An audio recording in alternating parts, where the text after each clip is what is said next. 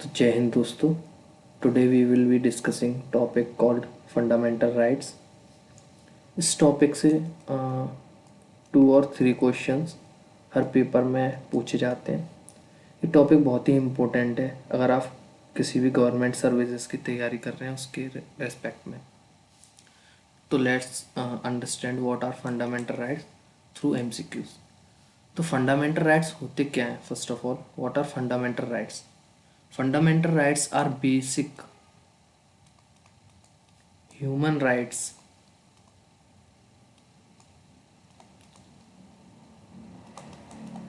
Basic human rights हैं जो इंसान की डिग्निटी,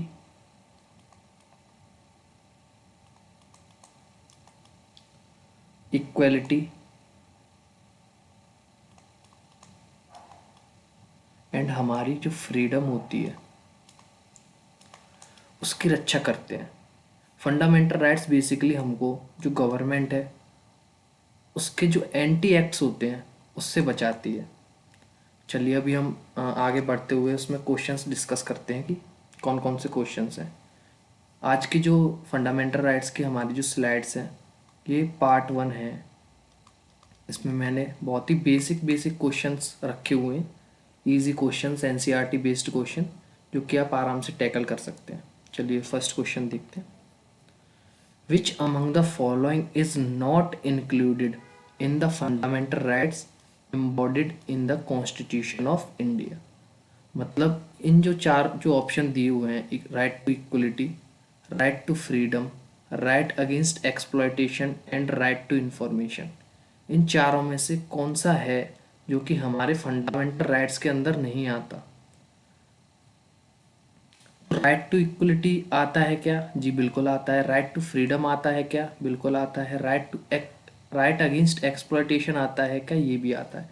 तो हमारा आंसर हो जाएगा right to information, option number D.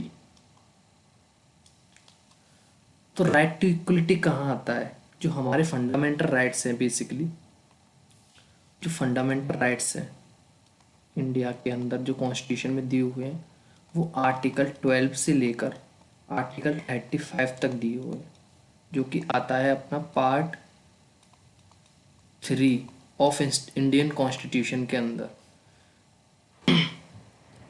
तो राइट टू इक्वलिटी की जो बात की गई है इसमें देखते हैं हम। राइट टू इक्वलिटी ये आता है अपना आर्टिकल 14 से लेकर आर्टिकल 18 तक। राइट टू फ्रीडम कहाँ से कहाँ तक है? राइट टू फ्रीडम आता है राइट आर्टिकल 19 से लेके आर्टिकल 22 तक। राइट अगेंस्ट एक्सप्लॉयटेशन कहाँ से कहाँ तक आता है बच्चों? राइट अगेंस्ट एक्सप्लॉयटेशन आता है आर्टिकल नंबर 23 से लेकर आर्टिकल 24 तक।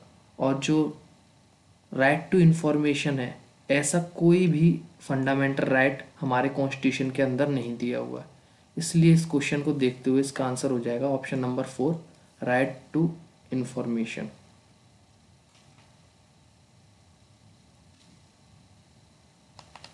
चलो next question. Fundamental rights in India are inspired mainly from the constitution of.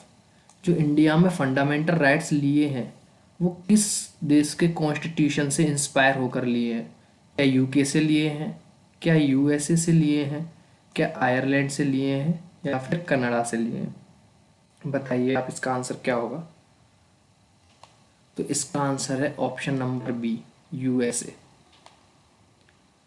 तो चलिए देखते हैं यूके, यूएसए, आयरलैंड और कनाडा से क्या क्या लिया हुआ है। तो सबसे पहले हमारे पास यूके मतलब यूनाइटेड किंगडम है। यूनाइटेड किंगडम से इंडिया ने क्या क्या लिया हुआ है? जो हम पढ़ते हैं आर्टिकल 32 में रिट्स जो इंडियन कॉन्स्टिट्यूशन की है वो कहाँ से ली गई हैं? ये ली हैं हमने ब्रिटिश कॉन्स्टिट्यूशन से।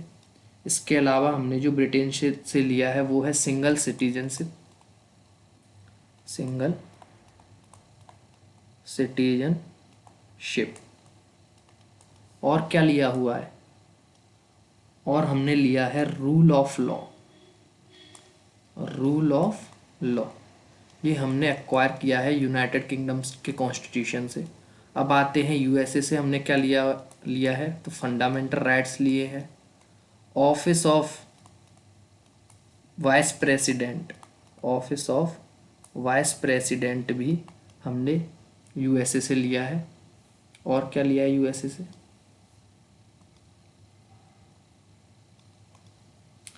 Office of vice president fundamental rights and judicial review, जी जुडिशियल रिव्यू भी हमने यूएसए से लिया है।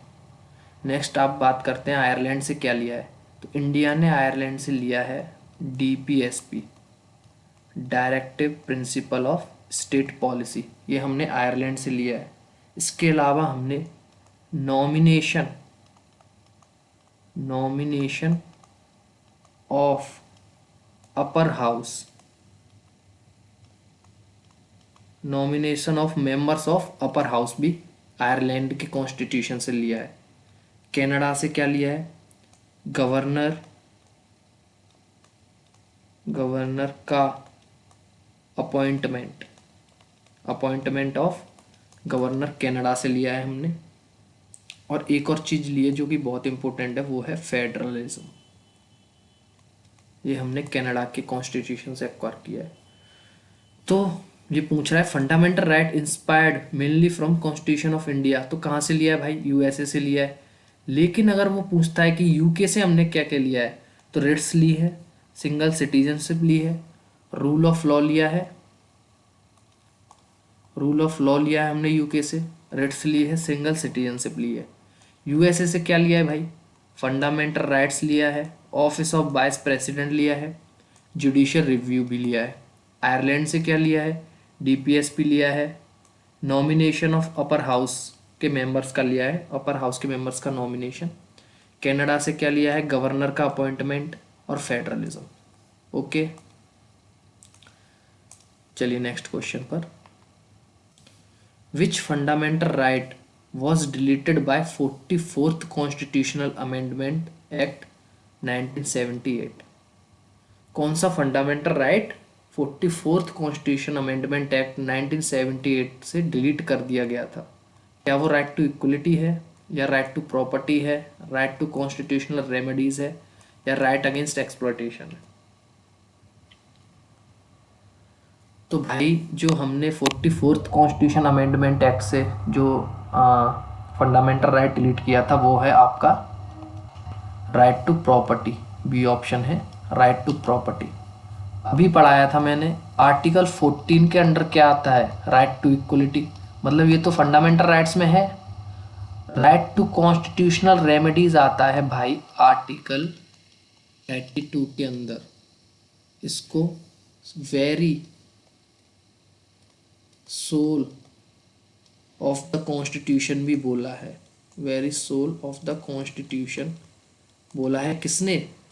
Doctor B.R. अम्बेडकर ने। द कॉन्स्टिट्यूशनल रेमेडीज को क्या बोला गया भाई? Very soul of the constitution बोला है डॉक्टर B.R. अम्बेडकर जी ने। राइट टू इक्वलिटी हमारा आर्टिकल 14 के अंदर आता है। राइट अगेंस्ट एक्सप्लॉयटेशन भी मैंने अभी बताया था, राइट अगेंस्ट एक्सप्लॉयटेशन भी फंडामेंटल राइट के अंदर आता है आर्टिकल 23 से 24 के लिए। तो फिर जो राइट टू प्रॉपर्टी है, right to property, right to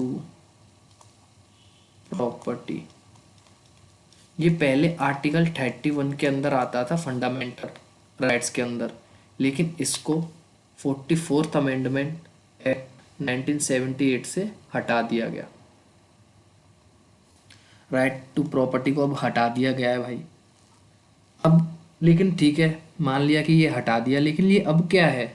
हमने 44th अमेंडमेंट एक्ट से हटा दिया, लेकिन अब क्या है? अब क्या ये कॉन्स्टिट्यूशनल है या फंडामेंटल राइट के अंदर आता है? नहीं, ये अब है लीगल राइट। ये लीगल राइट है under article 300A of the Indian constitution. अब ये किसके अंदर आता है? आर्टिकल 300A के अंदर आता है। कॉन्स्टिट्यूशन ऑफ इंडिया के 31 में पहले था, उसको हटा दिया, आर्टिकल 300A के अंदर डाल दिया। चलो फिर से समराइज करते हैं हमने क्या पढ़ा। क्वेश्चन पूछ रहा है 44th अमेंडमेंट से कौन सा आर्टिकल जो था, राइट, फंडामेंटल राइट था, वो हटा दिया है। तो राइट टू इक्वलिटी तो भाई 14 से लेके, ये गलत लिख दिया मैंने थोड़ा, 14 से लेके 18 तक आते हैं राइट टू इक्वलिटी वाले। राइट टू प्रॉपर्टी हटा दिया है, right to constitutional remedies article 32 के अंदर है, जिसको very soul of the constitution भी बोलते हैं, doctor B R Ambedkar ji ने बोला था। राइट अगेंस्ट एक्सप्लॉयटेशन भी आर्टिकल 23 से 24 के अंदर आता है। तो हमारा आंसर क्या हो जाएगा, राइट टू प्रॉपर्टी। थोड़ा और पढ़ते हैं 44th कॉन्स्टिट्यूशनल अमेंडमेंट एक्ट के बारे में। 44th कॉन्स्टिट्यूशन अमेंडमेंट एक्ट, इसके अंदर क्या क्या हुआ था, इसके अंदर अभी हमने पढ़ा है राइट टू प्रॉपर्टी आर्टिकल 300 के ए में कर दिया हटा के, 31, आर्टिकल 31 से हटाकर। और क्या हुआ भाई, इसके अंदर बहुत इंपॉर्टेंट है भाई, आर्म्ड रिबेलियन,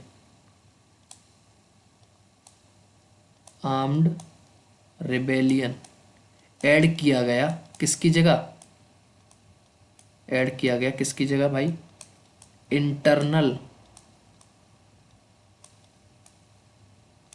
डिस्टरबेंस। जो हमारी नेशनल इमरजेंसी लगती है उसके 3 क्राइटेरिया होते हैं, नेशनल इमरजेंसी के 3 क्राइटेरिया होते हैं, वॉर, एक्सटर्नल अग्रेशन एंड, पहले था इंटरनल डिस्टरबेंस, इंटरनल डिस्टरबेंस, जिसको हटाकर क्या कर दिया है भाई, आर्म्ड रिबेलियन, ये याद रखना है। और क्या हुआ, और इसके अंदर हुआ आर्टिकल 20 और 21 को can not suspend during emergency. Okay, 44th constitution amendment act से क्या हुआ भाई, right to property article fundamental right से हटा के लीगल राइट बना दिया, लीगल बना दिया इसको आर्टिकल 300 ए के अंदर। फिर क्या हुआ, आर्म्ड रिबेलियन एक वर्ड को ले आए इंटरनल डिस्टरबेंस को हटाकर। नेशनल इमरजेंसी लगने के क्या क्या क्राइटेरिया है, वॉर हो, एक्सटर्नल अग्रेशन हो, इंटरनल डिस्टरबेंस की जगह क्या कर दिया है, आर्म्ड रिबेलियन। तीसरी जो चीज हुई वो थी आर्टिकल 20 और 21 can not suspend during emergency. समझ में आया, चलो next, equality before law in article 14 has been borrowed from. जो इक्वलिटी बिफोर लॉ है आर्टिकल 14 के अंदर आता है, equality before law and equal protection of law. तो पूछ रहा है जो इक्वलिटी बिफोर लॉ है वो कहाँ से लिया, यूएसए से लिया है, फ्रांस से लिया है, यूके से लिया है, या फिर कनाडा से लिया है, बताओ। अच्छा क्वेश्चन है।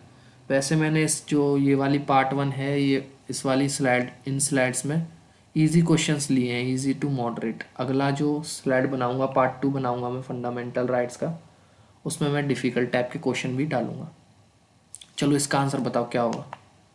तो इसका आंसर है भाई सी। सी में क्या है, यूनाइटेड किंगडम।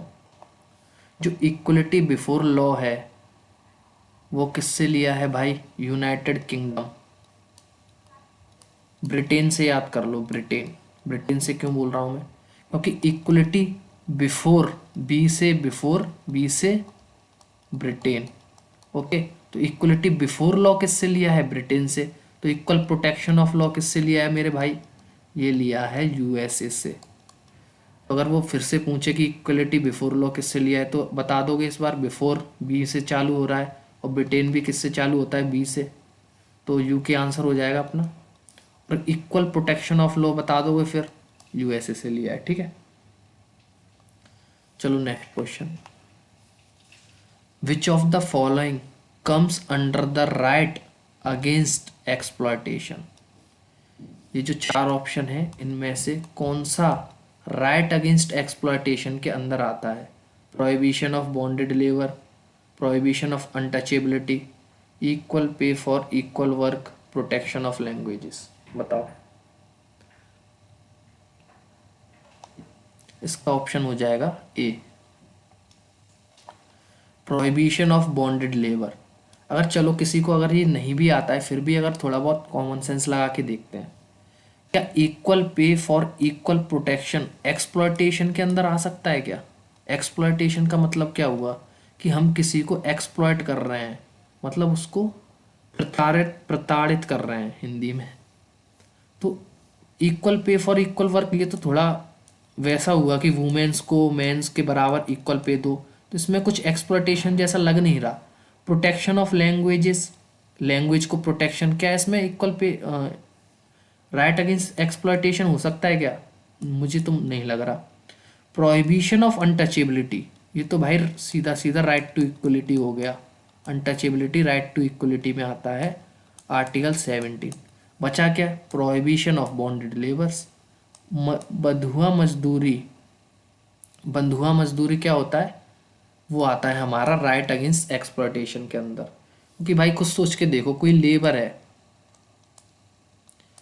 बंधुआ मजदूर क्या होता है? कोई लेबर जिससे कम पैसों में, कम पैसों में या फिर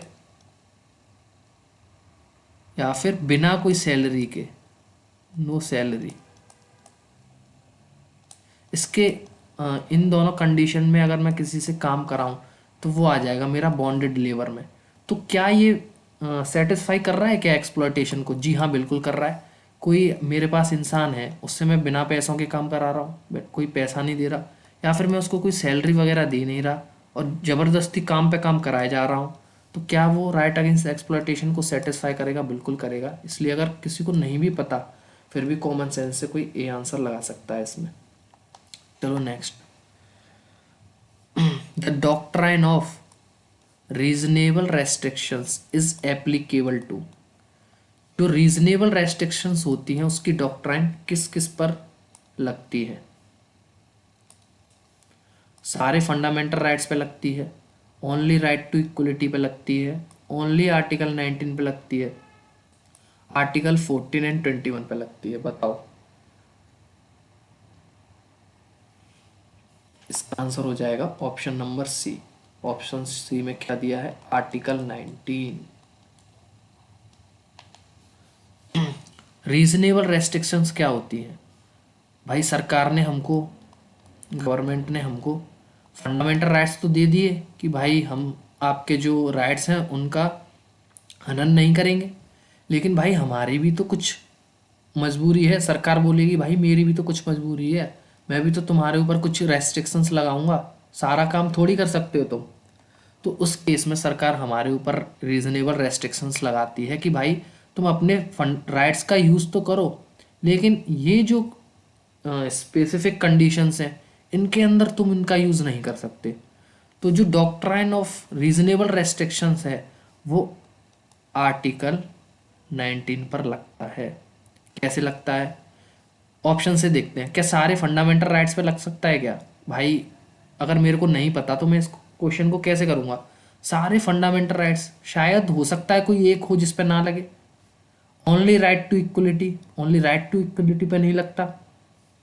आर्टिकल 14 एंड 21, देखो अगर राइट टू इक्वलिटी पे लग रहा है तो वो आर्टिकल 14 भी राइट टू इक्वलिटी के अंदर आता है, मतलब मेरे को इन दोनों पे लगाना पड़ेगा।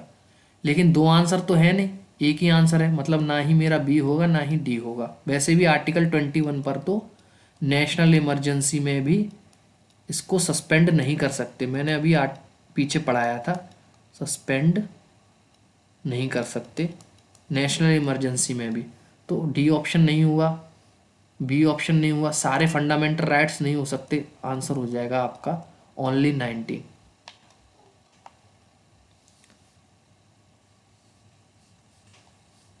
चलो कुछ देखते हैं। आर्टिकल 14 जो क्वेश्चन में दिया था राइट टू इक्वलिटी में, तो इसमें नेशनल इमरजेंसी में ये नेशनल इमरजेंसी में ऑटोमेटिक सस्पेंड नहीं होता भाई, ऑटोमेटिक सस्पेंड नहीं होगा।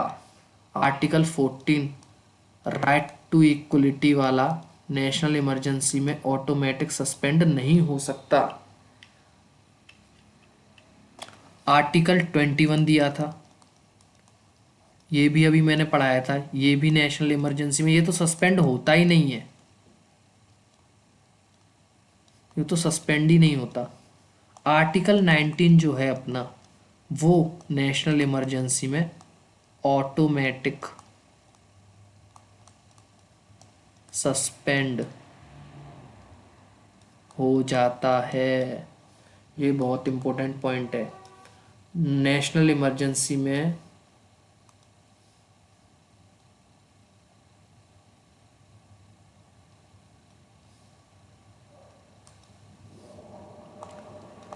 नेशनल इमरजेंसी ऑटोमेटिक सस्पेंड हो जाएगा, क्या अपना आर्टिकल 19, ठीक है। आर्टिकल 14 नेशनल इमरजेंसी में ऑटोमेटिकली सस्पेंड नहीं होता, प्रेसिडेंट को, इसको अगर सस्पेंड करना है तो प्रेसिडेंट को आना पड़ेगा, प्रेसिडेंट आएगा इसको सस्पेंड करने के लिए। आर्टिकल 21 नेशनल इमरजेंसी में सस्पेंड नहीं होता, आर्टिकल 19 ऑटोमेटिक सस्पेंड हो जाता है। कब मेरे भाई? नेशनल इमरजेंसी में। समझ में आया? तो इसका आंसर अपना क्या हो जाएगा? C option. चलो, which article abolish untouchability and makes its practice a punishable offence. अभी मैंने पीछे बताया था, अनटचेबिलिटी का कौन सा आर्टिकल है यार, बताओ। क्वेश्चन नंबर 7 है, 7 के आगे 1 लगा दो। आर्टिकल 17। आर्टिकल 17 क्या होगा भाई? अनटचेबिलिटी के अगेंस्ट होता है, ठीक है। आर्टिकल 15 क्या है? पता ही होगा, फंडामेंटल राइट्स की क्लास का रिवीजन कर रहे हो। आर्टिकल 15 क्या होता है? भेदभाव नहीं कर सर, भेदभाव नहीं कर सकते।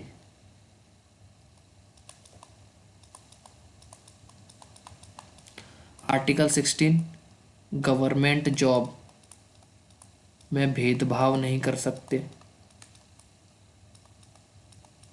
सिंपल तरह से बता रहा हूं मैं, आर्टिकल 15 में नॉर्मल है, भेदभाव नहीं कर सकते। किस पे? Caste, religion, sex, place of birth, इन चीज़ों पे। आर्टिकल 16 गवर्नमेंट जॉब में भेदभाव नहीं कर सकते। 17 क्या है? अनटचेबिलिटी नहीं कर सकते, नो अनटचेबिलिटी। आर्टिकल 18 क्या है भाई? टाइटल नहीं रख सकते, टाइटल नहीं रख सकते। आर्टिकल 15 भेदभाव नहीं कर सकते इंसानों के अंदर। आर्टिकल 16 गवर्नमेंट जॉब के लिए भेदभाव नहीं कर सकते। आर्टिकल 17 अनटचेबिलिटी नहीं कर सकते। 18 टाइटल नहीं रख सकते।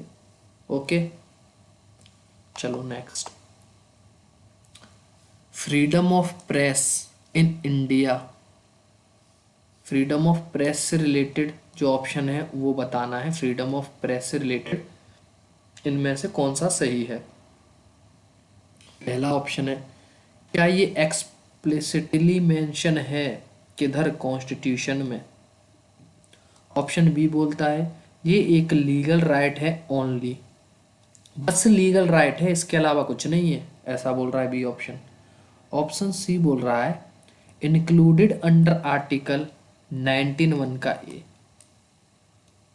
और ऑप्शन डी बोल रहा है available only during emergency. Emergency में मिलेगा भाई, वैसे कभी नहीं मिलेगा। ये तो भाई बिल्कुल फर्जी लग रहा है मुझे। फ्रीडम ऑफ प्रेस की बात कर रहा है, इमरजेंसी नहीं होती तो क्या फ्रीडम ऑफ प्रेस नहीं होती क्या? हमारे यहाँ पे मीडिया इतना काम कर रही है, तो ये तो ऑप्शन होगा नहीं। Explicitly mention in the constitution, क्या ये पूर्णतः कॉन्स्टिट्यूशन में मेंशन है? नहीं है भाई, नहीं मेंशन है। क्या ये लीगल राइट है ओनली? नहीं भाई, फंडामेंटल राइट है, क्योंकि ये फंडामेंटल राइट है। आंसर हो जाएगा C option, include under article 91 का ए। सी ऑप्शन कैसे हो गया? हमने पढ़ा है आर्टिकल 91, 19 सॉरी 91 बोल रहा हूँ। आर्टिकल 19 के 1 का ए क्या है? Freedom of speech. भाई मुझे अपना बोलने का अधिकार है। बोलने से क्या मतलब है? मैं भाई अगर बोल सकता हूँ तो उसको एक्सप्रेस भी तो कर सकता हूँ ना। अगर किसी इंसान पे बोलने का अधिकार है, एक्सप्रेस भी कर सकता है वो। अगर मैं कुछ एक्सप्रेस कर सकता हूँ, मैं कुछ बोल सकता हूँ, तो क्या मुझ पे फ्रीडम ऑफ प्रेस नहीं आता क्या? फ्रीडम ऑफ प्रेस कहाँ से आता है? इसी से तो आता है। तो इसलिए इसका आंसर क्या हो जाएगा हमारे क्वेश्चन का? हाँ, आर्टिकल 91 का सी। समझ में आया? ओके, चलो next. Which of the following fundamental rights can not be suspend even during national emergency? अभी पढ़ा था, ये तो होता ही है। आर्टिकल 15 ऐसा कुछ हमने पढ़ा नहीं है, आर्टिकल 22 ऐसा भी कुछ नहीं पढ़ा। Article 14 and 21, article 14 and 21, article 14, 20 भी ले लो, 21 भी ले लो। ये किसकी बात करता है? Right to life. किसकी बात करता है मेरे भाई? राइट टू लाइफ की बात करता है। ये किसकी बात करता है? कन्विक्टेड पर्संस की। Rights of convicted persons. Article 14, right to equality, मतलब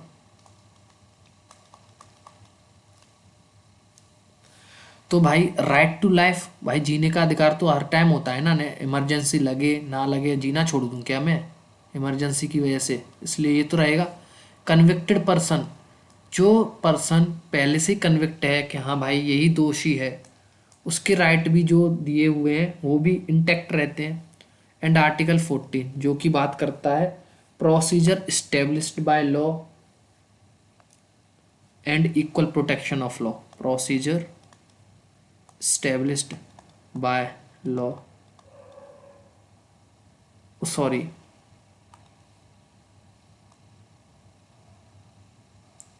इक्वलिटी बिफोर लॉ। किसकी बात करता है? Equality before law and equal protection of law. तो भाई इसको तो मैं हटा ही नहीं सकता, इमरजेंसी लगे या ना लगे। ये 3 ऐसे आर्टिकल्स हैं जिनको मैं नहीं हटा सकता, क्योंकि ये बेसिक हैं। इतना तो चाहिए चाहिए भाई, बेसिक हैं ये। समझ में आया? तो इसलिए इसका आंसर हो जाएगा आर्टिकल 14 एंड 21। याद रखना है, नेशनल इमरजेंसी में ये आर्टिकल्स नहीं हटते। Now article 21 guarantees right to livelihood only, right to privacy only, right to life and personal liberty, right to education. ये तो नहीं होगा। ये हमने पढ़ा था पहले, आर्टिकल 31 में था, हटा दिया। कहाँ चला गया भाई? आर्टिकल 300 के ए में। फंडामेंटल राइट नहीं है, अब लीगल राइट बना दिया है। नहीं होगा। राइट टू प्राइवेसी ओनली, बस प्राइवेसी, ओनली प्राइवेसी। नहीं भाई, कुछ और भी तो हो सकता है। Right to livelihood only, only बस लिवलीहुड चाहिए। नहीं भाई, और भी कुछ हो सकता है। तो आंसर हो जाएगा ऑप्शन सी। क्यों हो जाएगा? ये होते हैं, लेकिन ये पीछे ओनली लगाकर काम खराब कर दिया। प्राइवेसी होता है लेकिन पीछे ओनली लगाकर काम खराब कर दिया। आर्टिकल 21 हमसे बात करता है right to life and personal liberty. इसकी बात करता है भाई, ये हो जाएगा। चलो, राइट टू एजुकेशन, आर्टिकल 21 का A applies to children of age group 0 से 6, 6 से 14, 14 से 18 और 6 से 18। बताओ, छोटे बच्चों की पढ़ाई है भाई, 0 से 6 किसको पढ़ने भेजूंगा मैं? बच्चा पैदा हुआ है, थोड़ा बड़ा होगा तो पढ़ने जाएगा, 0 से 6 नहीं हो सकता। 14 से 18 वाले ऑप्शन को देखो। 14 जब साल का बच्चा होगा, कम से कम 8 या 9th 8th या 9th क्लास में होगा, 18 साल में अपनी 12th कंप्लीट करने को होगा। तो उस टाइम में मैं क्या दूंगा कि भाई तू राइट टू एजुकेशन ले ले, 8वीं तक तू नहीं पढ़ा, अब तू पढ़ने बैठ जा 8वीं में जाके सीधे। तो कोई सेंस है क्या इस बात की? नहीं है। 6 to 14 एंड 6 to 18 थोड़ा 50-50 पे हम आ सकते हैं। तो इसका जो आंसर होगा वो हो जाएगा बी ऑप्शन, जो है 6 to 14। भाई अगर मैं किसी बच्चे को पढ़ने भेज रहा हूँ तो सरकार भी क्या कर सकती है यार, 8 से लेकर 10 तक पढ़ा सकती है। जो राइट टू एजुकेशन है कि हर बच्चे को पढ़ने का अधिकार है, तो 6 से लेके 14 साल तक का वो बच्चा होता है जिसको हम right to education article 21A के अंडर ला सकते हैं। समझ में आया? चलो next.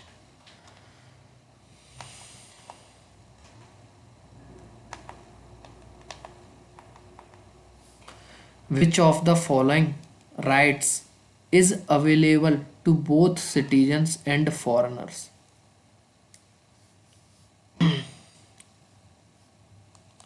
Rights available to citizens and foreigners: freedom of association, association बना सकते हैं, freedom of movement, मूव कर सकते हैं, protection in respect of conviction of offences, and right to vote. बताओ। इसका आंसर हो जाएगा ऑप्शन सी, जो कि है protection in respect of conviction of offences. क्यों होगा? फ्रीडम ऑफ एसोसिएशन ये आता है अपना आर्टिकल 19 के अंडर, लेकिन ये ओनली सिटीजन्स को होता है। भाई कोई दूसरे देश से मेरे यहाँ पर आ रहा है, फॉरेनर आ रहा है, तो ये थोड़ी है आके सीधे एसोसिएशन बनाने लग जाएगा। फ्रीडम ऑफ मूवमेंट होता है कि तुम जा सकते हो इधर इधर उधर, सिटीजन्स को अच्छे से होता है, लेकिन फॉरेनर्स को तो हम रोक सकते हैं ना। फॉरेनर्स अपनी मर्जी से सब जगह नहीं घूम सकते। Protection in respect of conviction of offences and right to vote. Right to vote तो वैसे ही फॉरेनर्स को नहीं होता। तो ये 3 ऑप्शन नहीं होंगे, बचा कौन सा? C option, protection in respect of conviction of offences. अगर कोई ऑफेंस का ऑफेंस हुआ है तो उसके प्रोटेक्शन का राइट सिटीजन्स को है और फॉरेनर्स को भी है। तो चलो पढ़ते हैं वो rights available to citizens only. Citizens को जो राइट्स अवेलेबल हैं, जो कि बस सिटीजन्स के लिए हैं, वो कौन से होते हैं? 15, 16, 19, 29, 30। ये जो 5 राइट्स हैं ये ओनली सिटीजन्स के लिए होते हैं। किसके लिए? Only citizens. इनके अलावा जो सारे फंडामेंटल राइट्स हैं वो सिटीजन प्लस फॉरेनर्स सबके लिए।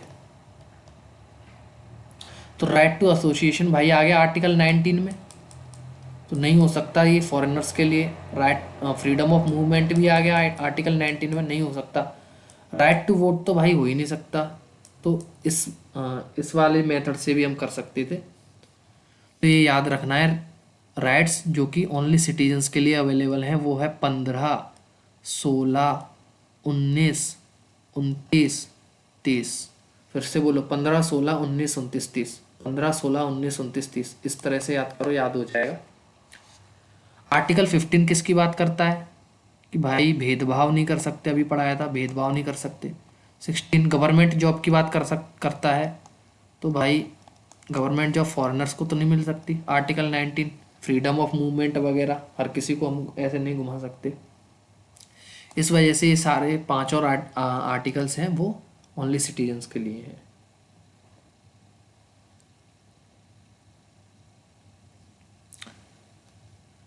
आर्टिकल 29 को देखते हैं जरा। आर्टिकल 29 क्या बोलता है? आर्टिकल 29 हमारा कल्चरल, आर्टिकल 29 एंड 30 किसके अंदर आते हैं? Cultural and education rights. ये हमारे कल्चरल एंड एजुकेशनल राइट्स हैं। ओके, ये बस पांचों के पांचों सिटीजन्स के लिए है। चलो, which case establish golden triangle, बहुत अच्छा क्वेश्चन है ये। किस केस ने golden triangle of article 14, 19 and 21 बनाया? इन चारों में से गोलकनाथ, मेनका गांधी, केशवानंद भारती केस और मिनर्वा मिल केस, इन चारों में से ऐसा कौन सा केस है जिसने गोल्डन ट्राइंगल बनाया आर्टिकल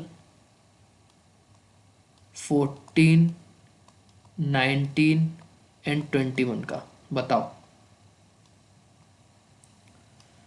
तो मेरे लाल इसका आंसर हो जाएगा बी ऑप्शन, जो कि बोलता है मेनका गांधी केस।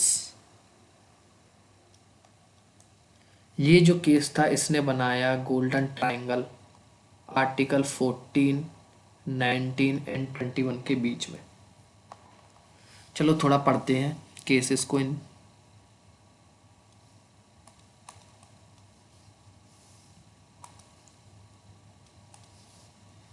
पहला, गोलकनाथ केस।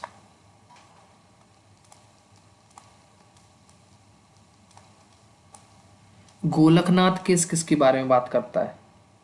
गोलकनाथ केस में सुप्रीम कोर्ट ने बोला था पार्लियामेंट, जो इंडिया का है, parliament can not amend fundamental rights. Golaknath case में क्या बोला था भाई?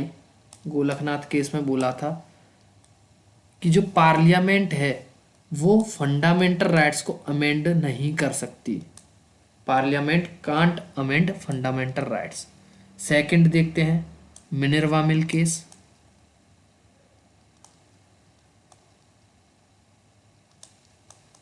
इसमें क्या हुआ? इसमें जो पार्लियामेंट था उसने बात की balance of fundamental rights and DPSP. Minerva mill case में किसकी बात की भाई? बैलेंस बनाना है आपको, किसमें? फंडामेंटल राइट्स और डीपीएसपी में। थर्ड सबसे इंपॉर्टेंट जो केस है वो है अपना Keshavananda Bharti case.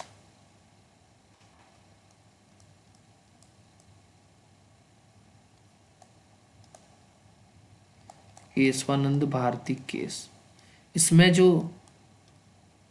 Supreme court ने क्या बोला? सुप्रीम कोर्ट ने बोला कि भाई आप पूरा कॉन्स्टिट्यूशन अमेंड कर सकते हो, लेकिन बेसिक स्ट्रक्चर का ध्यान रखना जरा। बेसिक जो ढांचा होता है, बेसिक स्ट्रक्चर को अमेंड नहीं कर सकते। केशवानंद भारती केस में क्या बोला भाई?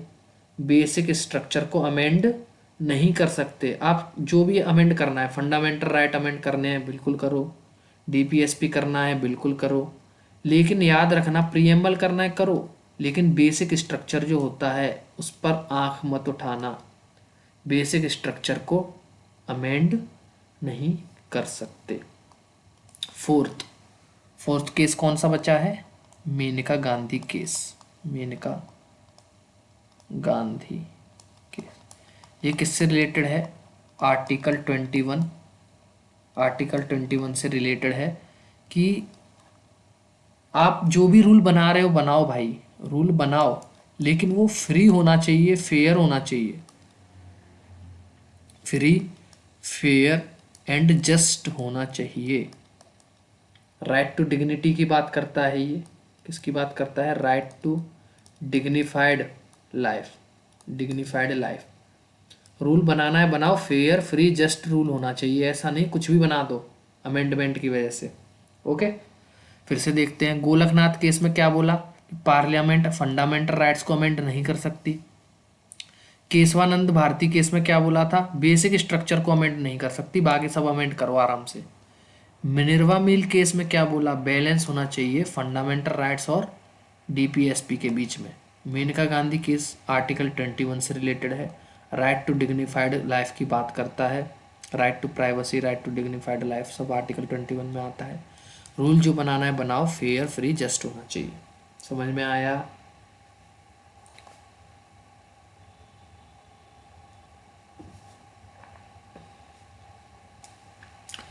Article 20 provide protection against. Article 20 किसके अगेंस्ट प्रोटेक्शन प्रोवाइड करता है? अभी बताया था आर्टिकल 20 क्या होता है भाई, कन्विक्टेड पर्सन्स का आर्टिकल है, जो कन्विक्टेड हैं ऑफेंस के उन लोगों का आर्टिकल है। क्या ये एक्स पोस्ट फैक्टो लॉ की बात करता है? क्या ये डबल जियोपार्डी की बात करता है? क्या ये सेल्फ इंक्रिमिनेशन की बात करता है? ऑप्शन है only one, option B 1 and 2 only, option 3 2 and 3 only, option D दिया है 1 2 3 ऑल। तो इसका आंसर हो जाएगा भाई D. D is the right answer, इधर लिखा है दिख नहीं रहा, तो डी आंसर हो जाएगा। जो आर्टिकल 20 है सभी चीज की बात करता है, एक्स पोस्ट फैक्टो लॉ की बात भी करता है। What is x post facto law? कि भाई मैं गुनाह कर रहा हूँ, मैं हूँ गुनहगार, तुम लोगों का नहीं हूँ यार। तुम लोगों का क्या गुनाह किया मैंने? एक्स पोस्ट फैक्टो लॉ क्या होता है? ये किसी ने अगर गुनाह किया, ऑफेंस किया, अगर मैंने आज ऑफेंस किया है नाउ, तो मुझे जो सजा मिलेगी, पनिशमेंट, वो आज जो लॉ है उसी के हिसाब से मिलेगी। अगर मैंने आज गुनाह किया है, आज जो लॉ है पनिशमेंट का, उसी हिसाब से मुझे सज़ा मिलेगी। ऐसा नहीं कि मैंने आज गुनाह किया है और मुझे भविष्य में या फिर पहले के जो लॉ थे उसके हिसाब से सज़ा मिले। आज किया है तो आज ही भुगतना पड़ेगा, इससे याद रखना। आज किया है गुनाह तो आज के जो लॉ हैं उसी के हिसाब से सज़ा मिलेगी। ये क्या है भाई? X post facto law. दूसरा है डबल जियोपार्डी। डबल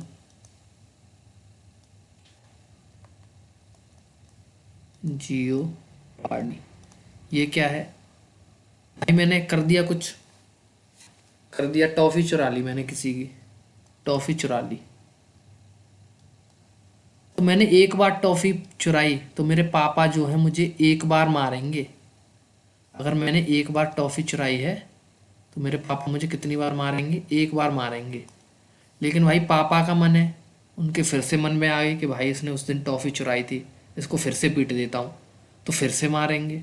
उनका फिर से मन आ गया, नहीं भाई तूने 1 साल पहले टॉफ़ी चुराई थी, मैं तो तुझे फिर से मारूंगा, तो वो मुझे तीसरी बार भी मारेंगे। क्योंकि वो कौन है भाई? पापा हैं, वो मार सकते हैं। सरकार पापा नहीं है। सरकार अगर आपने एक बार का गुनाह किया है तो आपको एक ही बार सजा देगी। डबल जियोपार्डी का मतलब है 2 बार सजा नहीं दे सकते, एक से ज़्यादा बार सजा नहीं दे सकते। ये क्या होता है? Double jeopardy. ठीक है, एक बार गुनाह करने पर एक ही बार सजा, एक ही बार सजा।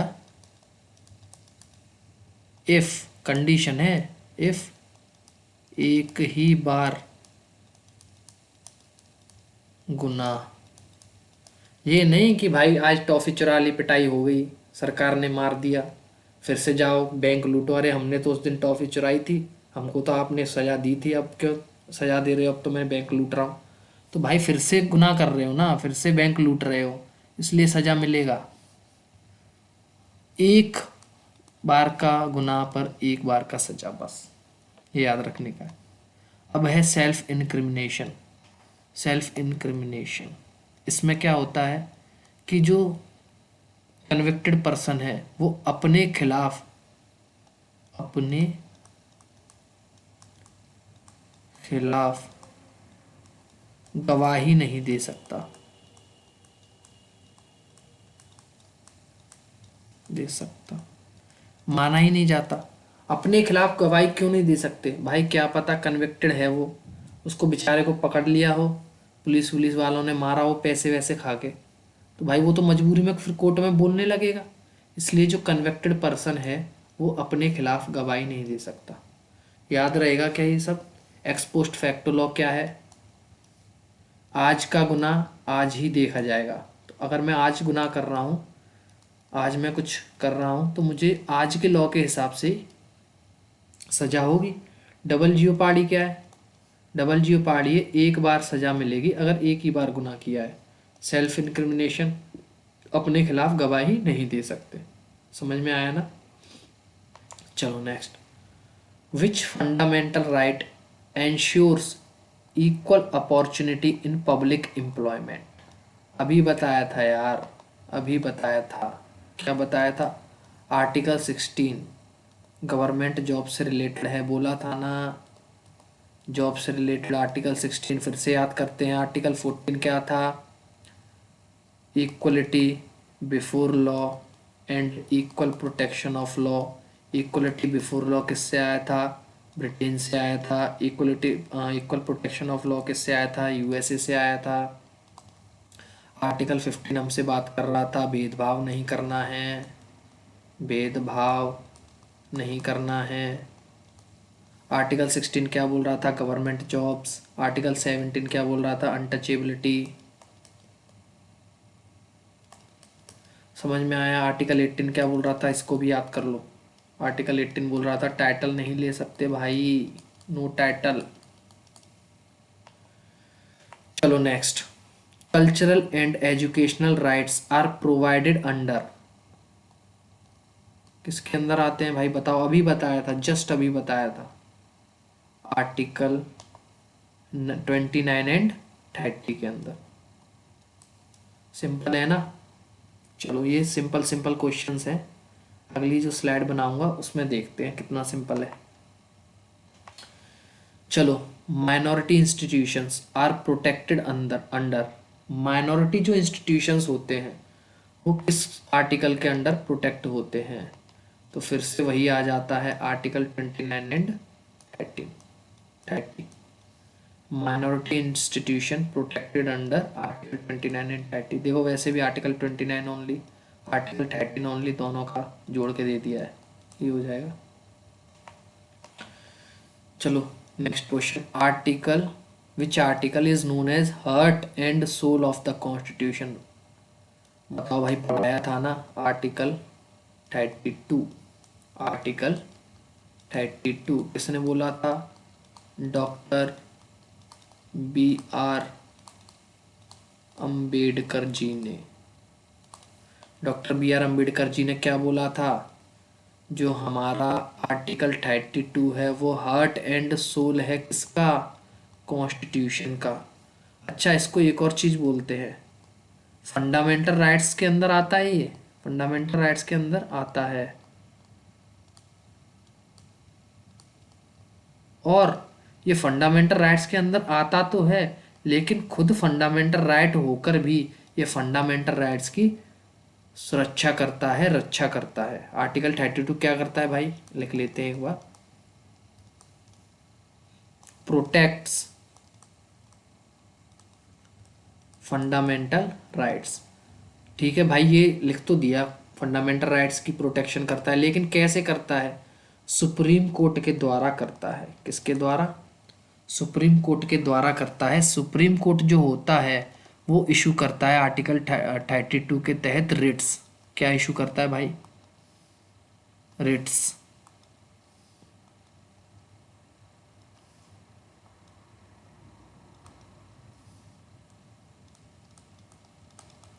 आर्टिकल 32 के तहत सुप्रीम कोर्ट क्या रिट इशू करता है? रिट इशू करता है। हाई कोर्ट भी इशू कर सकता है क्या रिट्स को? सुप्रीम कोर्ट तो इशू करता है रिट्स, आर्टिकल 32 में दिया है। हाई कोर्ट भी करता है क्या? हाँ भाई करता है, हाई कोर्ट भी करता है। लेकिन supreme court only fundamental rights के लिए रिट इशू कर सकता है, ओनली फॉर फंडामेंटल राइट्स। जो हाई कोर्ट इशू करता है रिट्स वो सबके लिए कर सकता है, सबके लिए। या तो वो फंडामेंटल राइट्स हो तो भी हाई कोर्ट कर देगा, अगर फंडामेंटल राइट नहीं है फिर भी हाई कोर्ट कर सकता है। समझ में आया? तुम कहाँ गया भाई? ओके, समझ में आया? ठीक है, चलो next. Right to constitutional remedies empower citizen to move. Right to constitutional remedies क्या है भाई? जस्ट अभी क्वेश्चन गया है, आर्टिकल 32 है। Empowers citizen to move supreme court only, high court only, both supreme court and high court, both supreme court and high court. अभी बताया था मैंने, सुप्रीम कोर्ट इशू करता है रिट्स, भाई करता है। हाई कोर्ट इशू करता है रिट्स, हाँ भाई करता है। तो इसका आंसर क्या हो जाएगा? बोथ, दोनों के अंदर हम जा सकते हैं राइट टू कॉन्स्टिट्यूशनल रेमेडी के तहत। चलो next. Which of the following writs is issued to produce a detained person before the court. कौन सा इनमें से रिट है जो कि कोई डिटेन मतलब पकड़ा हुआ आदमी है, किसी ने पकड़ लिया है उसको, आदमी है, उसको कोर्ट के सामने लाना पड़ेगा? क्या वो मेंडमस है, क्या वो सरसरी है, क्या वो प्रोहिबिशन है, क्या वो हेबियस कर्पस है? बताओ। तो answer is D, habeas corpus. Habeas corpus जो है वो सरकार को बोलता है, क्या बोलता है इधर बताता हूँ। पहला, आर्टिकल 32 के अंदर हमारी रिट्स आती हैं। कितनी रिट्स हैं? 5 रिट्स हैं भाई। हेबियस कॉर्पस, सेकंड है मेंडमस, थर्ड है आपकी प्रोहिबिशन, फोर्थ है आपकी सरसरी, फिफ्थ है आपकी को वारंटो। चलो एक एक करके देखते हैं। हेबियस कर्पस क्या बोलता है?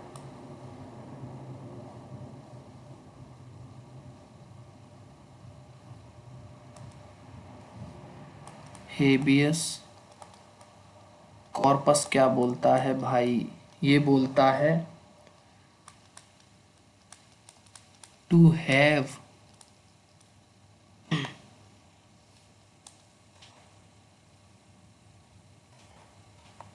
इधर बताना था यार, चलो फिर से करते हैं। हेबियस कॉर्पस क्या बोलता है ये?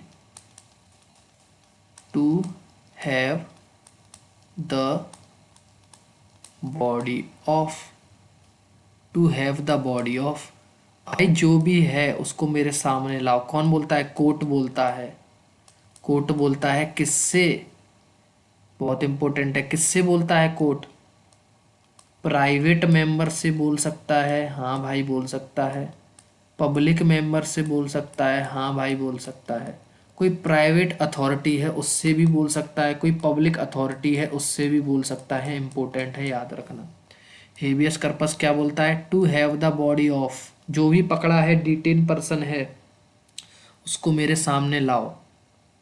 सेकंड, प्राइवेट से भी बोल सकता है, पब्लिक से भी बोल सकता है। पब्लिक मतलब गवर्नमेंट, गवर्नमेंट कोई अथॉरिटी है उसको। सेकंड क्या है भाई? सेकंड है मेंडमस। मेंडमस क्या बोलता है? We command, we command. इसका मतलब क्या है कि हम ऑर्डर देते हैं वो करो। कोई गवर्नमेंट ऑफिशियल है वो काम नहीं कर रहा तो कोई आ जाएगा सुप्रीम कोर्ट में कि भाई हमारा काम नहीं हो रहा, करवाइए। तो उस केस में सुप्रीम कोर्ट रिट जारी करेगा। कौन सी? मेंडमस। वो बोलेंगे वी कमांड कि भाई क्यों नहीं कर रहे, करो। तो क्या प्राइवेट अथॉरिटी के अगेंस्ट में बोल सकते हैं क्या?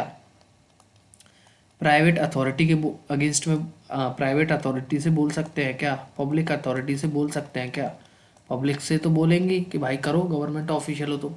प्राइवेट में नहीं बोल सकते, याद रखना भाई, प्राइवेट में नहीं बोल सकते। ओनली पब्लिक अथॉरिटी के अगेंस्ट बोला जाता है, ठीक है? Public officials, only public officials. Okay, third third है प्रोहिबिशन।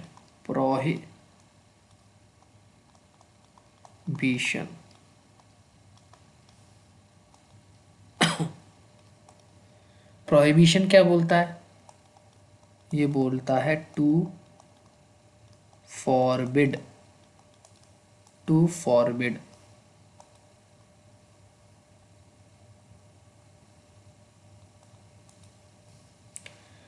टू फॉरबिड ये judicial authorities judicial authorities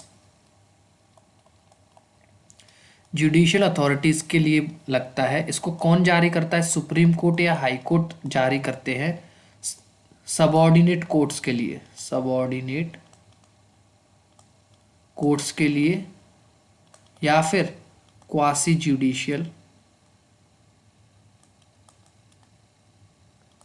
authorities के लिए। इसमें क्या होता है? ये होता है कि भाई प्रोहिबिशन का मतलब नहीं, मतलब क्या होता है कि रोको, स्टॉप, टू फॉरबिड, रोक दो। कब रोक दो? फाइनल ऑर्डर आने से पहले ही, फाइनल ऑर्डर से पहले रोक दो। क्यों भाई? क्योंकि वो तुम्हारी ज्यूरिडिक्शन में नहीं है, ज्यूरिडिक्शन में नहीं है। अगर कोई सबऑर्डिनेट कोर्ट या फिर क्वासी जुडिशियल अथॉरिटी या फिर कोई भी जुडिशियल अथॉरिटी सुप्रीम कोर्ट और हाई कोर्ट से नीचे का, अगर वो अपने ज्यूरिडिक्शन से बाहर जाके कुछ काम करते हैं, अपनी टेरिटोरी से बाहर जाके कुछ काम करते हैं, तो सुप्रीम कोर्ट लगाएगा उन पर प्रोहिबिशन, फाइनल ऑर्डर आने से पहले ही रोक देगा। तो ये क्या होता है मेरे भाई? प्रोहिबिशन। क्या नाम किससे बुलाते हैं हम? To forbid. नेक्स्ट पे चलते हैं, फोर्थ है सरसरी। स्पेलिंग देख लूं जरा यार, स्पेलिंग में दिक्कत आती है मुझे। चलो सही है। इसमें क्या बोलते हैं? इसमें बोलते हैं to be certified, to be certified. ये क्या होता है? सेम है, सुप्रीम कोर्ट हाई कोर्ट लगाएगा, सबऑर्डिनेट कोर्ट्स वगैरह क्वासी जुडिशियल अथॉरिटी के अगेंस्ट लगाएगा। लेकिन कब लगता है ये? After final order. कब लगता है? फाइनल ऑर्डर आने के बाद कि भाई चलो तुमने जो करना था कर लिया, लेकिन आपकी जो गलती हुई है अब हम उसको सुधार देते हैं। गलती को सुधारने के लिए लगता है। गलती तो करी आपने, गलती सुधारने क्या लगेगा भाई? सरसरी। फिर से पढ़ते हैं। हेबियस कॉर्पस में क्या बोलेंगे? To have the body of. Court लगाएगा, प्राइवेट अथॉरिटी पब्लिक अथॉरिटी दोनों पे लग सकता है। मैंडमस वी कमांड प्राइवेट पे नहीं लग सकता, लेकिन पब्लिक ऑफिशियल्स पे लग सकता है। Prohibition to forbid judicial authorities पे लगता है, सुप्रीम कोर्ट और हाई कोर्ट लगाते हैं, सबऑर्डिनेट कोर्ट्स और क्वासी जुडिशियल अथॉरिटीज़ पे फाइनल ऑर्डर आने से पहले। क्यों? क्योंकि आप ज्यूरिडिक्शन से बाहर जा रहे हो भाई। चलो, certiorari to be certified supreme court और हाई कोर्ट लगाएंगे, subordinate courts quasi judicial authorities पे आफ्टर फाइनल ऑर्डर, ऑर्डर आ चुका है उसके बाद गलती सुधारने के लिए। एक और बचा क्या? को वारंटो। इसका मतलब क्या हुआ है भाई? वारंट, इससे समझ जाओ कि किस अथॉरिटी से, किस वारंट से। बाय व्हाट वारंट, मतलब व्हाट अथॉरिटी, किस अथॉरिटी से। ये क्या होता है भाई? को वारंटो। समझिए, समझ गए? समझ में आया? चलो next. Which of the following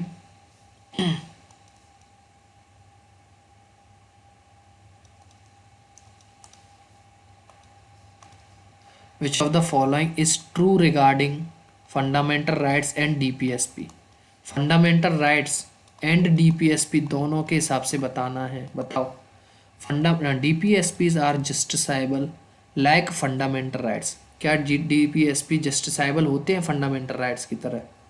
fundamental rights have equal enforceability as DPSP। Fundamental rights का इन्फोर्सेबिलिटी बराबर होता है DPSP के तरह। DPSP are fundamental to governance but not enforceable by court. DPSP fundamental तो हैं गवर्नेंस के कि भाई इनको ऐसा ऐसा करना चाहिए, लेकिन वो इन्फोर्सेबल नहीं है कोर्ट के द्वारा। कोर्ट में नहीं जा सकते तुम कि भाई, फंडामेंटल राइट्स में चले जाते थे ना कि हमारा फंडामेंटल राइट वॉयलेट हुआ है, कोर्ट चले जाओ। क्या DPSP में जा सकते हैं, वो पूछ रहा है। DPSP can over ride fundamental rights. DPSP fundamental right के भी ऊपर जा सकते हैं। DPSP फंडामेंटल राइट को ओवर राइड कर सकते हैं। बताओ इसका आंसर क्या हो जाएगा मेरे भाई? इसका आंसर हो जाएगा ऑप्शन सी। क्यों हो जाएगा? DPSP जस्टिसाइबल नहीं होते। DPSP are not justiciable. DPSP are not justiciable. Fundamental rights होते हैं क्या? Fundamental are जस्टिसाइबल।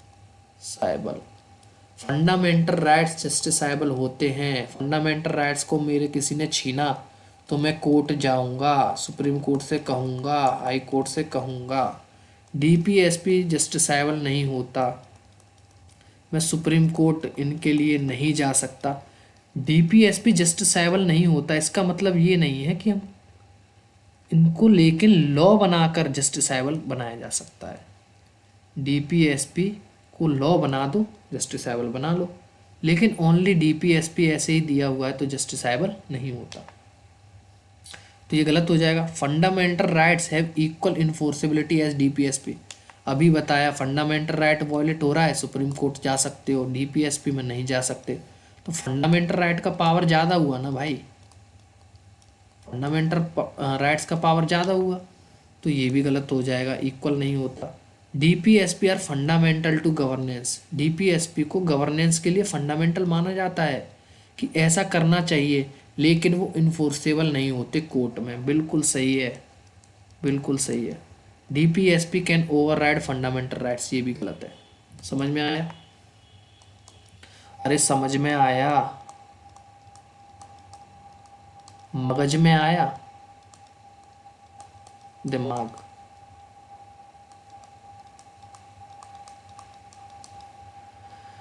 चलो next. Right to marry a person of one's choice was upheld as part of.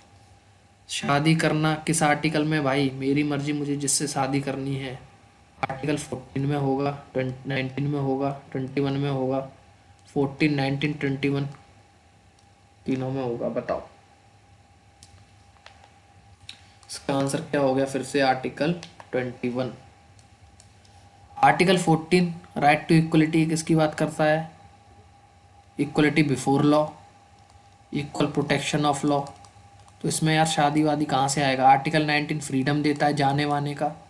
Article 21 बात करता है right to liberty and dignified life, dignified life. तो भाई मेरी मर्जी है, मुझे डिग्निफाई में करना है अपने लाइफ को, मुझे रहना है चैन से, मेरी मर्जी है जो मुझे करना है, तो वो मैं अंडर आर्टिकल 21 बोलूँगा। समझ में आया? Right to marry a person क्या है? Article 21। Next question 23। Under which of the following articles of the constitution of India has the supreme court of India placed right to privacy? Right to privacy किस में है? बताओ भाई, right to privacy किस में है? क्या वो आर्टिकल 15 में है, क्या 16 में है, क्या 19 में है, क्या 21 में है? इसमें है आर्टिकल 21। आर्टिकल 21, आर्टिकल 21 में क्या है? क्या है बोलो? आर्टिकल 21 में दिया है right to privacy, right to privacy. इससे एक रिलेटेड केस है, याद रखना, Puttaswamy case.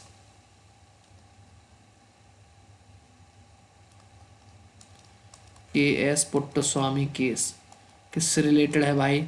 Right to privacy. Okay, चलो next. Right against exploitation includes prohibition of trafficking in human beings and forced labors, untouchability, child labor in hazardous employment, all of the above except B। Option है आपके A and B, only B and C, A and C only, A B C. बताओ। तो जो correct answer है वो क्या है भाई? सी। सी ऑप्शन क्या बोल रहा है? सी ऑप्शन बोल रहा है, सी ऑप्शन बोल रहा है क्या? ए एंड सी, ये वाला और ये वाला। तो trafficking in human beings, traffic in human beings and force labour, अभी बताया था एक्सप्लॉयटेशन क्या होता है? फोर्स लेबर वाला होता है। तो अगर किसी ह्यूमन बींग का ट्रैफिकिंग हो रहा है और फोर्स लेबर है तो वो किस में आ जाएगा? राइट अगेंस्ट एक्सप्लॉयटेशन में। समझ में आया? अनटचेबिलिटी तो नहीं होता, बी ऑप्शन को एलिमिनेट कर दो, ये गया, डी वाला भी गया, तो बचा कौन सा? सी वाला। चलो, child labour and hazardous employment भी किस में आता है? Right against exploitation. ओके, चलो आज का लास्ट क्वेश्चन, लास्ट।